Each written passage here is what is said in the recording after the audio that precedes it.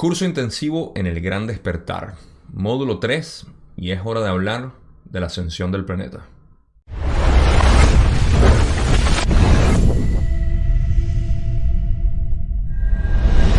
Bien, hasta ahora hemos establecido dos grandes partes de lo que es este Gran Despertar y el proceso por el cual estamos pasando. El primero, o el primer módulo, hablamos lo que es el sistema de control, la Matrix, como es conocida comúnmente, y lo que eso significa para nosotros y cómo nosotros la estamos proyectando o la estamos creando. En el módulo 2 hablamos de nuestros orígenes, quiénes somos, cuál es nuestro propósito y esas preguntas existenciales que siempre nos hemos hecho. Fuimos más a fondo en la parte metafísica, de manera que ya tenemos cubiertas las dos partes, la física y la metafísica, muy superficialmente. Ahora vamos a hablar en este video, la primera parte de lo que es la ascensión del planeta. Vamos a hablar de lo que son las profecías antiguas. ¿Cómo lo supieron? ¿Qué significan para ahora? Para nosotros, por supuesto. ¿Y qué podemos nosotros sacar de todo esto? Cuando hablamos de las profecías antiguas, lo más reciente que podemos recordar es lo que fueron las profecías mayas. El calendario maya dijo que aproximadamente en el año 2012 se iba a acabar el mundo. Se iba a acabar la Tierra o se iba a acabar lo que era la existencia de nosotros aquí en el planeta. Obviamente, si se han dado cuenta, hay una tendencia a ser muy amarillistas en este tipo de información porque lo que llama es o lo que vende es lo escandaloso y también lo que llama, ¿no? Pero el propósito de esto, en realidad, no era decir que se iba a acabar el mundo ni nada por el estilo, sino que se iba a acabar un ciclo. La palabra ciclo va a venir mucho más en estos videos de este tercer módulo, mientras hablamos de lo que es la naturaleza del cosmos como tal. Pero, para volver a los mayas, ellos sabían que se iba a acabar un ciclo, se iba a acabar un tiempo específico. Y ellos, al saberlo, obviamente lo pusieron en su calendario. Algo muy importante que saber sobre el calendario maya es que no solamente hablaba del final de un ciclo como este, que es conocido como el Gran Año Ahora, sino que ellos también tenían otros tipos de ciclos que son muy relevantes para validar lo importante que era este calendario maya y sobre todo lo que significaba para ellos y lo que significa para nosotros entender que ellos lo sabían. Por ejemplo, una de las medidas de tiempo que ellos tenían es conocido como el Baktun, y el Baktun es aproximadamente 400 años, 394 años si mal no recuerdo.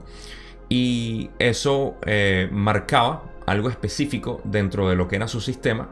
Y recientemente, no hace mucho tiempo, hace unos años atrás, han descubierto los científicos de nuestra ciencia moderna que la rotación interna de la Tierra, de lo que es el núcleo que genera el campo electromagnético o geomagnético de la Tierra, dura aproximadamente 400 años. Esto es muy importante porque cada 400 años hay un movimiento de lo que es los polos magnéticos de la Tierra hasta cierto punto. Y esto tiene que ver con la evolución del planeta como tal. Si bien ellos sabían esto, la pregunta es ¿por qué lo sabían y para qué les servía? Bueno, porque todos estos ciclos o entendimientos tienen que ver, como ya dije, con la evolución del planeta y era importante saberlos como parte del conocimiento general. Es como decir ahorita, ¿qué importa saber si el planeta Tierra está girando alrededor del Sol? Algunos podrían argumentar que no es tan importante o necesario en comparación a lo que nosotros tenemos que hacer como propósito aquí en la Tierra, pero habla mucho de la capacidad tecnológica que tenemos al momento para darnos cuenta de eso. Galileo lo supo hace ya más de 300 años y bueno, fue encarcelado por eso en su casa, por simplemente decir la verdad de lo que él suponía que estaba sucediendo. Pero los mayas lo sabían y este tipo de información es muy precisa. Entonces la pregunta es, ¿cómo lo sabían? Vamos a llegar a eso un poco más adelante. Otros de las civilizaciones antiguas que lo sabían eran obviamente los hindúes, que hablaban de lo que son los ciclos del Yuga. Yuga es un sistema de años, está compuesto en distintos fragmentos y hablan precisamente también, como los mayas, de estos ciclos de 25.000 años. Por cierto, los ciclos no solamente son de 25.000 años o 24.000 años según algunas escuelas de entendimiento, sino que hay otros. Existen de 400 años, como ya supimos, existen de 200 años, de 5000, de 12000 o aproximadamente 5000, un poco más. Menos de 6000, cerca de 5500 más o menos. Tenemos de 12000, por supuesto, 25000, 75000. Existen hasta de 26 millones de años que hemos visto en los récords geológicos de cómo ha afectado lo que es el crecimiento, la explosión de las especies y el decaimiento. Explosión, cada 26 millones de años hay una explosión de nuevas especies y luego baja. Esto es muy importante, y no lo estoy diciendo simplemente para agregar contenido, es muy importante para entender lo que es la geometría completa de lo que es la galaxia como tal, porque de eso se trata básicamente este proceso de evolución. Otra cultura que sabía de esto eran los griegos, por supuesto, también lo supieron. Los egipcios también lo sabían. Y hay muchísimas otras creencias antiguas que hablaban de este tipo de lo que es el gran año. Nuestra creencia cristiana también habla sobre lo que es la era de Acuario, esa es la parte astrológica, pero Jesús en el Nuevo Testamento llegó a hacer una referencia en cuanto a Acuario y hablando de que su regreso básicamente iba a ser cuando estuviese en... Recuerden que Jesús hablaba en parábolas, no recuerdo específicamente qué fue lo que dijo, pero mencionó algo sobre cuando entrara a la casa, que había alguien con una vasija de agua, que es básicamente la representación de Acuario, y que en ese momento iba a regresar o algo así. Siempre hay referencias a todo esto en cuanto a lo que es el final del tiempo. La pregunta es, ¿qué significa todo esto? Bueno, para explicar lo que es la parte física brevemente, esto lo vamos a cubrir un poco más en la segunda parte de este módulo, el próximo video, así que no se lo pierdan. Estamos hablando de lo que es la naturaleza del cosmos como tal. Recuerden que el universo es una entidad viva, es una entidad que está creciendo, evolucionando y sobre todo conociéndose a sí mismo. Podemos entrar muy a detalles aquí filosóficos de lo que esto significa para lo que es el yo, la conciencia individualizada y la conciencia colectiva como tal. Pero lo importante es saber que el universo está evolucionando. Y en esta evolución existen patrones geométricos, porque como hemos descubierto en la física cuántica sobre todo, y ahora entendiendo un poco más en la macroescala de lo que es el universo, estamos viendo patrones geométricos que se relacionan directamente con los sólidos platónicos, que son los sólidos más perfectos que existen en geometría. No sin una razón, por supuesto. Todo esto, para los efectos de este video, quiere decir que estamos entrando en unos puntos de convergencia geométricos dentro de la galaxia, junto al sistema solar también, que están sobrecargando básicamente lo que es el sistema solar y el planeta Tierra por consecuencia.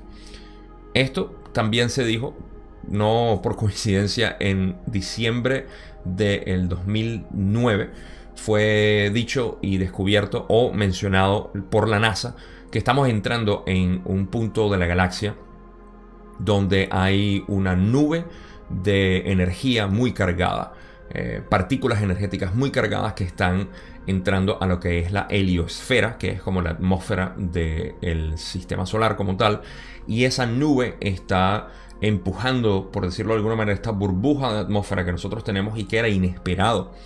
No es simplemente una ocurrencia que ya hemos calculado anteriormente o que se sabía que iba a llegar. Es algo completamente inesperado, que por más que hemos visto a través de nuestros telescopios y nuestros instrumentos de medidas cósmicas, no habíamos visto esto. 2009, muy curioso, justamente antes del 2012, se entró en esta frecuencia nueva básicamente de la galaxia. Esto corresponde perfecto con lo que son las geometrías, una vez más, cuando dibujamos lo que son, por ejemplo, el octaedro dentro de la galaxia, dentro de un octaedro, vemos que hay 4 puntos energéticos muy importantes. Estamos atravesando uno de ellos. Si recuerdan que nosotros tenemos aproximadamente 240 millones de años para poder rotar a través de la galaxia, podemos dividir eso en aproximadamente 60 millones de años. De ahí es donde viene también la partición de los 26 millones de años que corresponde con cada una de estas explosiones, porque también tenemos otras figuras geométricas que solapan con lo que es el dodecaedro de la galaxia como tal.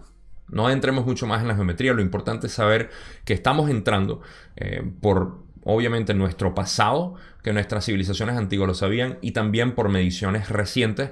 Estamos entrando en una atmósfera muy cargada de energía que está haciendo que todo cambie. De nuevo, remitiéndome a lo primero que mencioné, de cómo la galaxia o cómo el universo en general está evolucionando.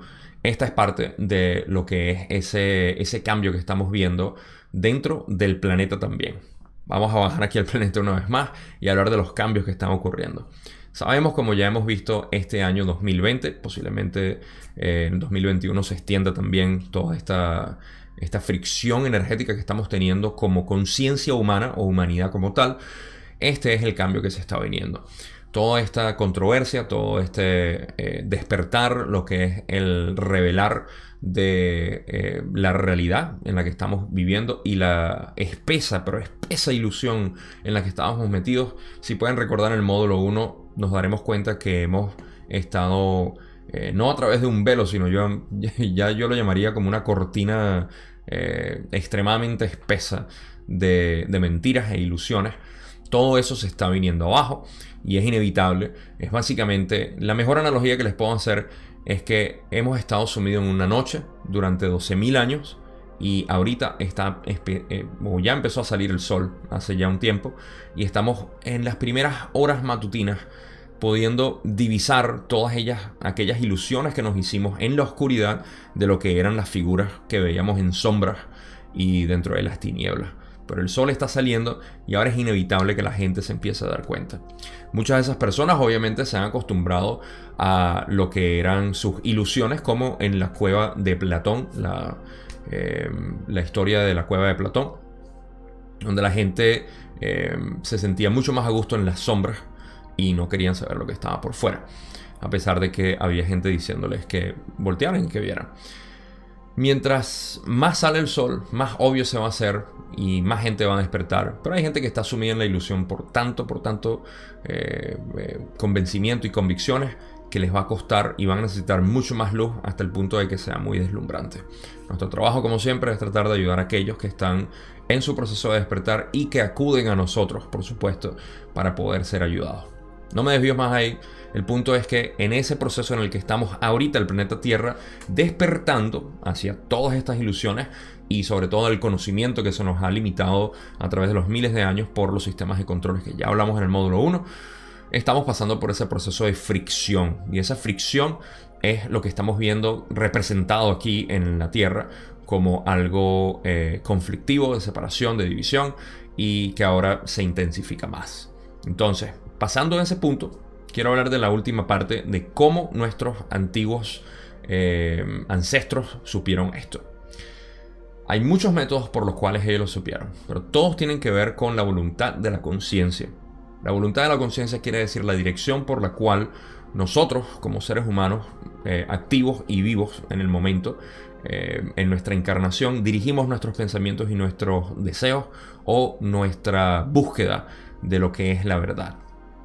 Muchas civilizaciones fueron influenciadas ya sea por una negativa o por una positiva. Aquellas positivas o negativas, no importa, siempre tuvieron que dar la misma información. Sin embargo, nosotros sabemos que los mayas, por ejemplo, estuvieron bajo una influencia muy positiva. Los hindúes, por supuesto, han estado bajo una influencia muy positiva también. Jesús, evidentemente, también ha estado sobre una influencia muy positiva. Y muchos de los personajes bíblicos también, como Moisés, a pesar de algunos chubascos aquí y allá en cuanto a los mandamientos, pero también Mohammed fue otro que estuvo bajo la influencia de estas entidades positivas. La pregunta es, ¿quiénes son estas entidades positivas? Ya hemos hablado, sobre todo en la ley del 1, que existen entidades interdimensionales que están ayudando o estimulando o influenciando a la humanidad para algún propósito específico, y aquel es despertar a su naturaleza. Los negativos también hacen lo mismo, hacen que la gente despierte a su naturaleza egoísta o simplemente al cerrar el corazón e invertir el amor hacia sí mismo. Pero estamos hablando de los positivos. Los positivos llegaron a influenciar a estas civilizaciones en el pasado a través de distintos métodos, desde el más sutil, que era a través de sueños y profecías, hasta el más obvio, que fue la encarnación propia de estas entidades aquí, como lo hizo Ra hace aproximadamente 12.000 años. Esas fueron las influencias que tuvieron, y en esa influencia entregaron esta información. Entregaron básicamente la física de cómo funciona esto, y sobre todo los lineamientos de cómo evoluciona, en pocas palabras, lo que es nuestro planeta, la galaxia, el universo, el cosmos como tal, la existencia y el creador único como lo conocemos. De esa manera nuestros ancestros lo supieron hace miles de años, y pudieron pasarnos esta información a pesar de toda la censura, toda la destrucción de información y de los acontecimientos que ocurrieron obviamente en la historia para poder reprimir este conocimiento.